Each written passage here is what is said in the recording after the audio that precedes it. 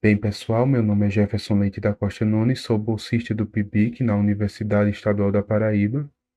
Fui orientado pelo professor Brauner Gonçalves Coutinho e o nosso trabalho tratou da modelagem matemática e resolução numérica de problemas envolvendo modelos epidemiológicos compartimentais. Primeiramente, tratamos da importância da modelagem matemática na epidemiologia, pois essa é uma ferramenta fundamental no processo de análise, interpretação e descrição dos fenômenos que acontecem na natureza.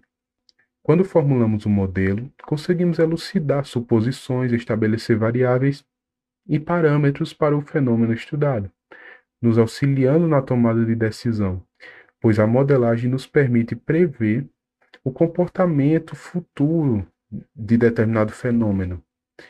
Uma das maneiras de estudar a modelagem é com a utilização de modelos compartimentais. O que seria isso, né?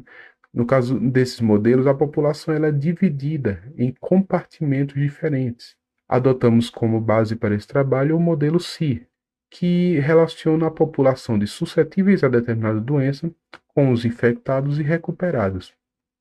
Inicialmente, esse modelo foi proposto por Kermark e McKendrick em 1927, e no modelo, a população é dividida em três compartimentos: os suscetíveis, que são os indivíduos que não têm imunidade ao agente infeccioso; os infectados, que são os indivíduos que possuem o agente no corpo e podem transmitir para o grupo dos suscetíveis; e os recuperados, né, que são aqueles que são imunes à infecção, que estão imunes à infecção, não afetando a dinâmica dos demais grupos, né?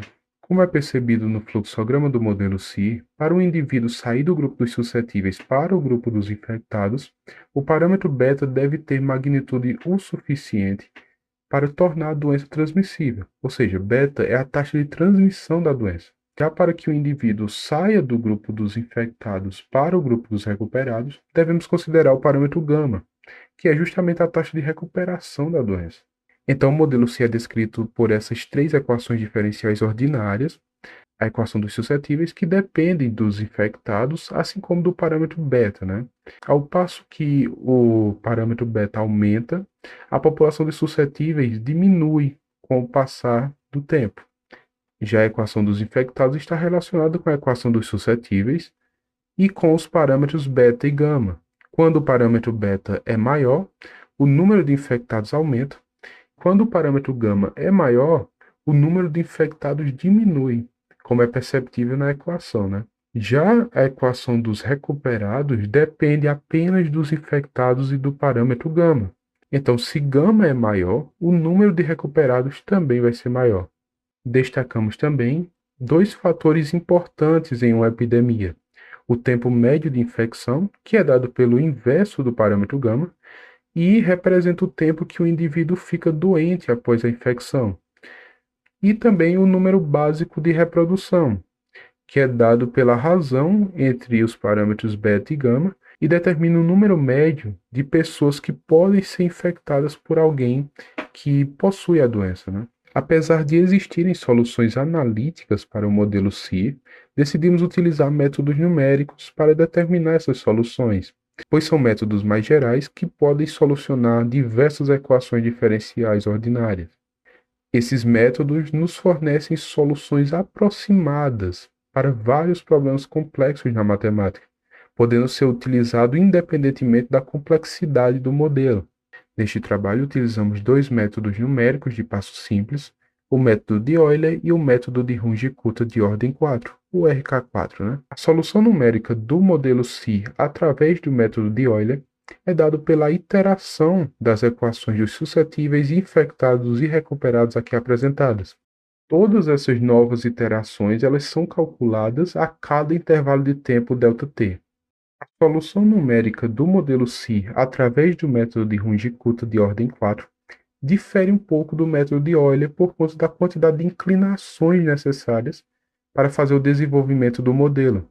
O próximo valor de suscetíveis depende do valor anterior e da média ponderada das quatro inclinações aqui apresentadas: a KS1, KS2, KS3 e KS4, onde KS2 e KS3 têm peso 2 na média ponderada. Analogamente, nós descrevemos a equação dos infectados e dos recuperados. Visando validar nossa implementação dos métodos numéricos, consideramos um caso, na literatura, de um surto de ebola na Libéria em 2014. O intervalo de tempo considerado entre cada estimativa foi de um dia e tínhamos as seguintes condições iniciais.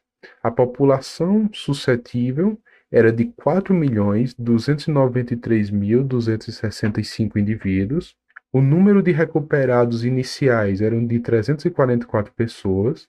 Haviam também 391 infectados e o parâmetro beta era 1,63 vezes 10 a menos 7, enquanto o gama era 0,09.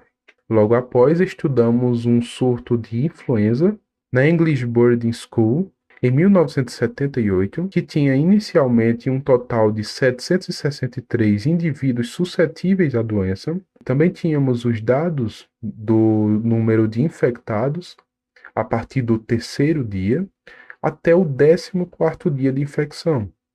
Então, foi necessário estimar os parâmetros beta e gama para esse surto. Para isso, utilizamos a biblioteca SciPy do Python para estipular os parâmetros adequados para descrever essa situação. Para o caso do surto de ebola na Libéria, obtivemos essas curvas para o número de infectados com os dois métodos numéricos. Comparando com os resultados obtidos por Hossain, notamos que o nosso modelo está se comportando conforme o esperado.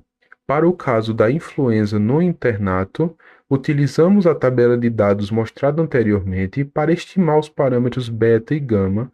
Suspeitamos que essa diferença entre os parâmetros calculados pelos dois métodos numéricos se deu por conta do passo de tempo considerado de um dia, pois realizamos diversos testes e percebemos que o método de Euler é muito dependente do intervalo de tempo considerado, fornecendo estimativas cada vez mais imprecisas, ao passo que ampliamos esse intervalo de tempo.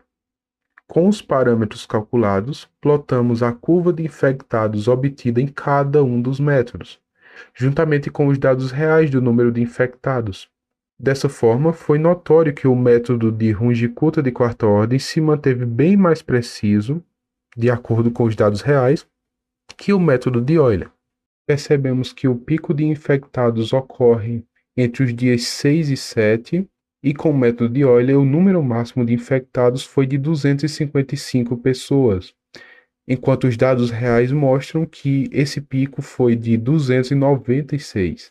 Já com o método de Runge-Kutta, conseguimos prever um pico de infectados também no mesmo período de tempo, com 309 infectados ao total, que é muito mais próximo do pico real de infectados, que é de 296 pessoas. A partir da constatação que o método de Runge-Kutta de ordem 4 é mais preciso, realizamos uma simulação completa, a qual mostra que o número de suscetíveis decresce ao passo que o número de infectados e o número de recuperados aumenta. Neste trabalho, concluímos que os métodos numéricos são uma ótima alternativa para a solução de sistema de EDOs, dado que são métodos aplicáveis independente da complexidade do problema. Percebemos que a vantagem do método de Euler é a simplicidade na implementação. Entretanto, apareceram limitações de precisão do método para passos de tempo maiores. A principal vantagem do método de Runge-Kutta de ordem 4 é a precisão do método para diversos passos considerados. Entretanto, a sua implementação envolveu mais cuidado, por conta da quantidade de procedimentos para obter as inclinações necessárias.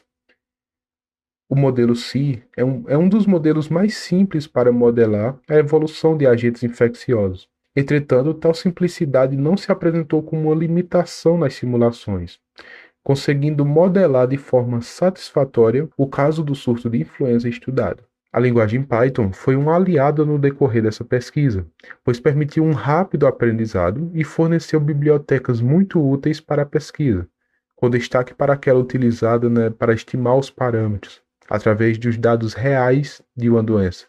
E a modelagem matemática se mostrou como uma ferramenta poderosa quando necessitamos compreender fenômenos epidemiológicos diversos. E aqui estão algumas referências utilizadas por nós.